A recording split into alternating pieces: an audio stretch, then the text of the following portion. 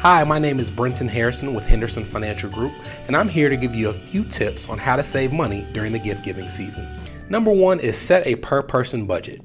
If you're like me, in years past, you spent more than you wanted to during the holidays and you didn't figure it out until after the holidays had passed. Well, this year, you're going to first decide how much you can or would like to spend on the holidays, and you're going to divide it by the number of people in your gift giving circle. Most people buy for and receive from the same people each year.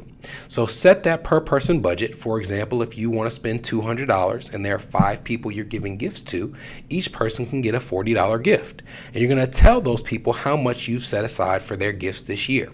What you might find is that there's someone in your circle who's equally stressed. And by you communicating in advance how much you can spend this year, you might take some of the guilt out of their gift giving process as well. Next is highlight an important person in your gift giving circle. If you're like me, the older you get, the less likely you are to want things for yourself, and the more likely you are to want things for your spouse or your child or your parent. If there are people in your circle who feel the same, talk to them and decide that instead of spending $40 per person on each gift, maybe you combine your talents, combine your efforts, reduce how much you're spending in total, and buy something really nice for someone you want to highlight this year.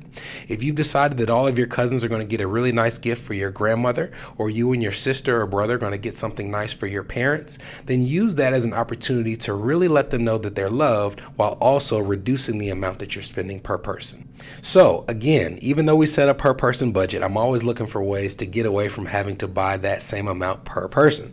And one way you can do that is a family gift. Rather than spending money on each person's gift in that family, buy something they can all enjoy together. It might be an Amazon Fire Stick or an Apple TV or a trip to a pottery class. Whatever it is, buy it for something that they can spend time together doing it, enjoy the time with their loved ones, but also reduce the amount that you're spending per person. Next is make gift giving a game. If you really want to reduce costs and limit yourself to one gift this holiday season, maybe you get back to the thing that we're actually supposed to be doing, and that's enjoying time with your loved ones, your friends and family. And you can have stories and memories for years to come by making the gift giving process part of the game. If you've played Dirty Santa or the Left to Right game, you know that those are really fun ways to come together and exchange gifts with the people that you love. So this year, call up those people and make sure that you know everybody's only buying one gift this year. And instead of bleeding yourself dry on how much you're spending, you're going to instead spend time and have a great time together by making the gift giving process a game that you'll remember for a long time. Lastly is buy in bulk. I actually have an uncle who really gets a lot of joy out of finding books that people in his circle would enjoy or get value out of. And that's what he does. He gives them to them throughout the year, not just the holidays. And as a matter of fact, a number of the time management principles that I use have come from a book that he gave me a few years ago.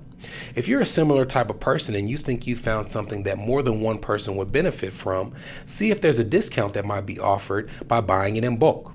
Rather than buying 2 things for a couple people that you love, buy 10 or 15 and see if maybe doing that will allow you to get a deep discount that will save money over the course of the holiday season. This isn't on the official list, but here's a bonus. Regift. There's something deep in your closet that you have opened one time, realized you were never going to use, and you stuck it back in that closet.